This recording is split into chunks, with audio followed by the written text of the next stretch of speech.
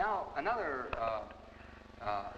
set of ideas, which of course are very, very well known to the world, that of course you have originated, center around the terms introversion and extroversion. Yeah. And I know that you're aware of the fact that these terms have now become so widely known that the man on the street is using these terms constantly, describing his wife or his friends and so on and so forth. It's become the most, probably the most used psychological concepts by the layman that we have. Oh, like the word complex. I have invented it too. Yes, also that's right. Association experiments. Yes, that's right. Well, you see, this is simply practical, because there are certain people who definitely are more influenced by their surroundings than by their own intentions. While there are other people who are more influenced by the subjective factor. Now you see, the subjective factor, that's very characteristic, was understood by Freud as a sort of pathological autoerotism. Yes, yes. Now this is a mistake.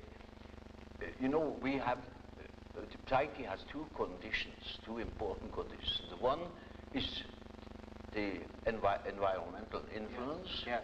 And the other is the given fact of the psyche as it is born. The psyche is by no means tabula rasa. We are a definite mixture and combination of genes. Yes. And they are there from the very first moment of our life.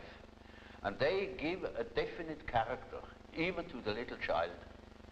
And that is a subjective factor, looked at from the outside. Now, if you look at it from the inside, yes, then it is just so as if you would observe the world. yes. When you observe the world, you see people, you see houses, you see the sky, you see tangible objects. But when you observe yourself within, you see moving images. Yes.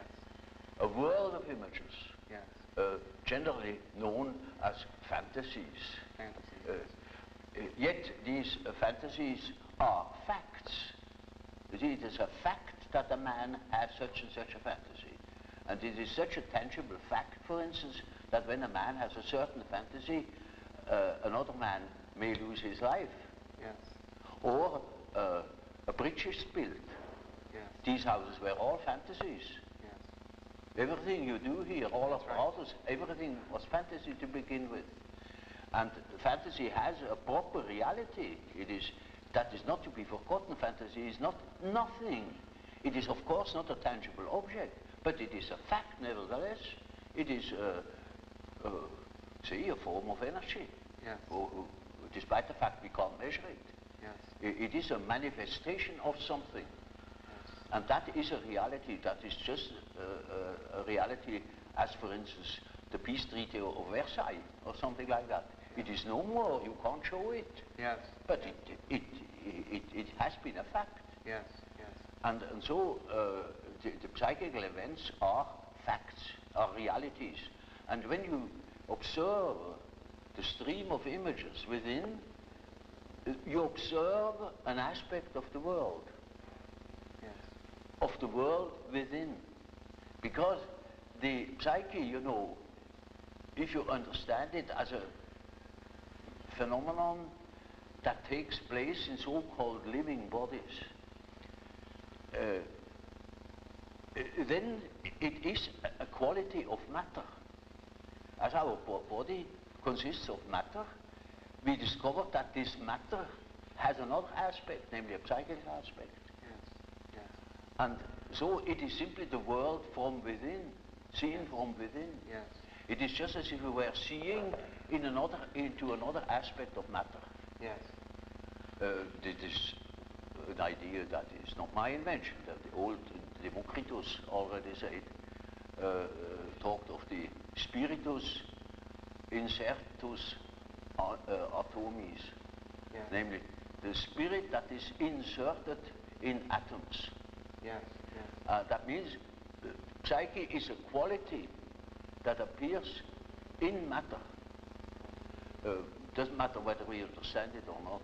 Yes. But this is the conclusion we come to. Yes. If we draw conclusions without prejudices. Yes.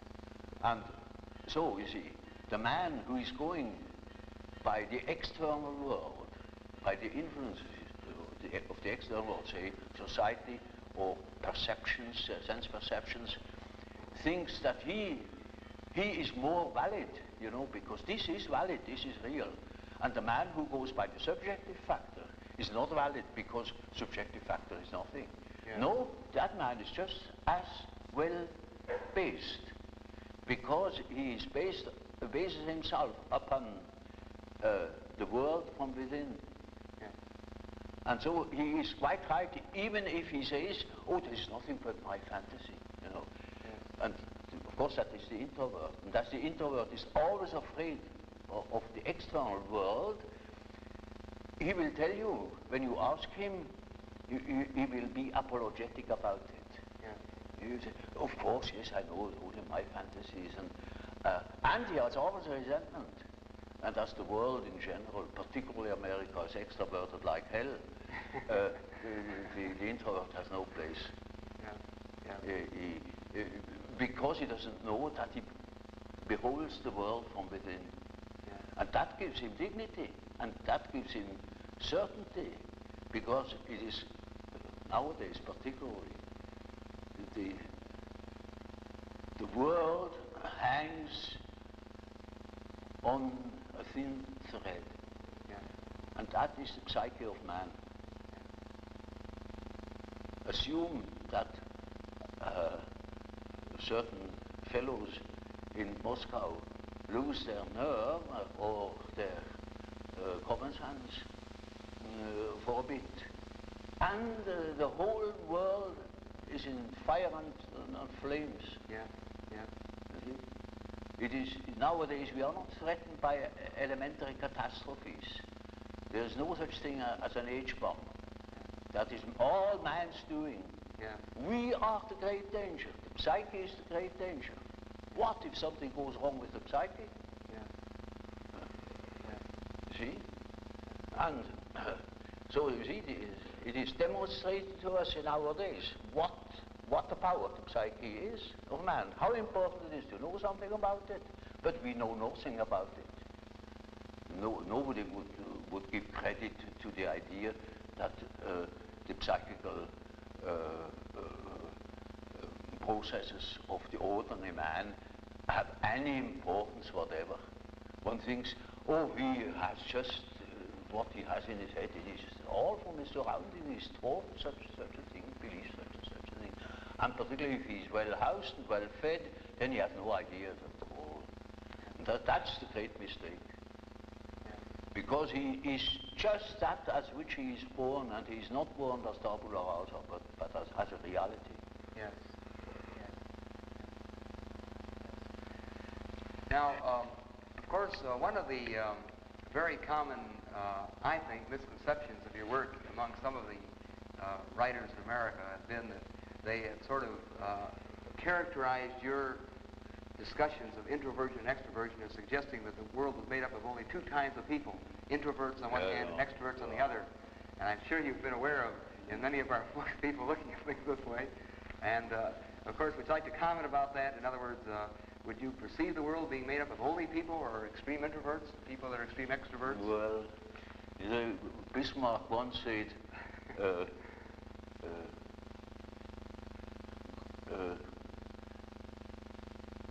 God may protect me against my friends.